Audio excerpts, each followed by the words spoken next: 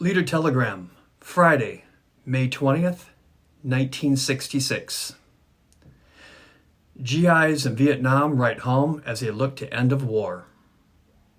By PFC James A. Ries, B Battery, 1st Battalion, 30th Artillery, son of Mr. and Mrs. Arthur Ries, Route 2, Augusta. Tuy Hoa, Vietnam. A day in Vietnam is awaking at 0530 hours to a quiet, warm breeze. That is, if you haven't been on guard all night. Quickly dressing in the sunrise. Walking to the mess tents. Eating powdered eggs and sea rations. Being greeted by the ARVN troopers.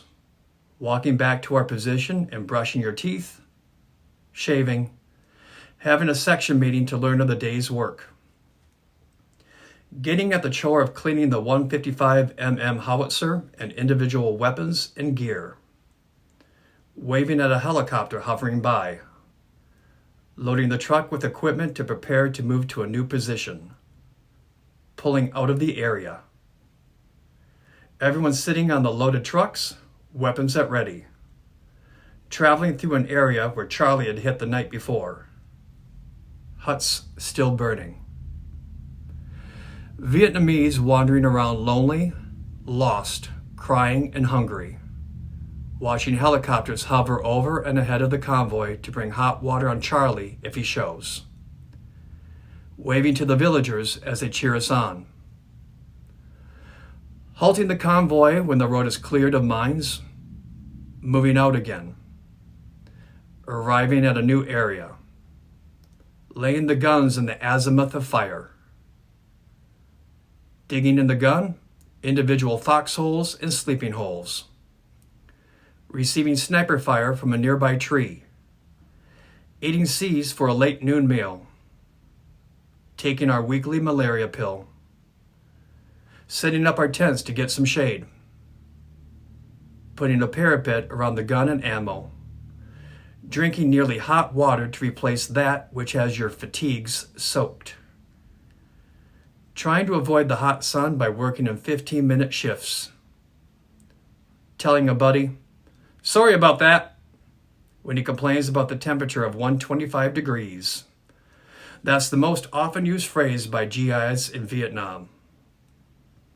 Discussing the incidents of the day with the infantry that secured the area earlier in the morning.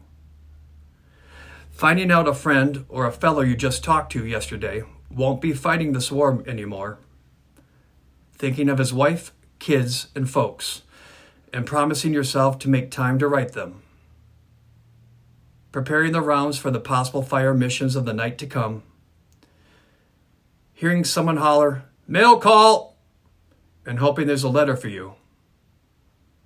Checking the outer perimeter and setting up booby traps and trip flares. Setting up the mosquito net over your sleeping hole and unrolling your sleeping bag. Walking past our foxholes, hoping we'll never have to use them. Getting the password. Watching the colorful sunset and cursing the dying sun for the discomfort it caused today. Shaking the dirt out of your clothes from the dusty road. Getting water to wash and shave with from a nearby canal or a shallow well. Watching the silent flares being shot off in the distance. Plugging your ears for the first artillery blast of the evening. Eating the third meal of C's for the day, hoping it's a number 2 unit, which has fruit and candy in it. Drenching ourselves with mosquito repellent.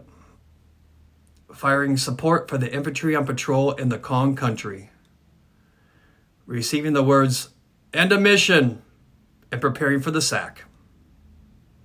Writing a short letter home to your folks by a flashlight, saying goodnight to your girl, even though she's 11,000 miles away.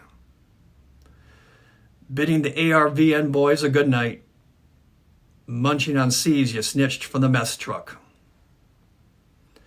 Removing your boots and stretching out under the stars, slapping the one mosquito that got inside the net when you did. Remembering the folks in the States are just starting their day. checking your weapon by your side, turning off the flashlight, placing it near you, turning over, being alone. Alone to say your prayers, alone to think, alone to hope, alone to plan, alone to sleep and dream. Dream of the day when my job will be done and I can go home to serve constructively in my community. Dreaming of the day when we will not be needed in Vietnam.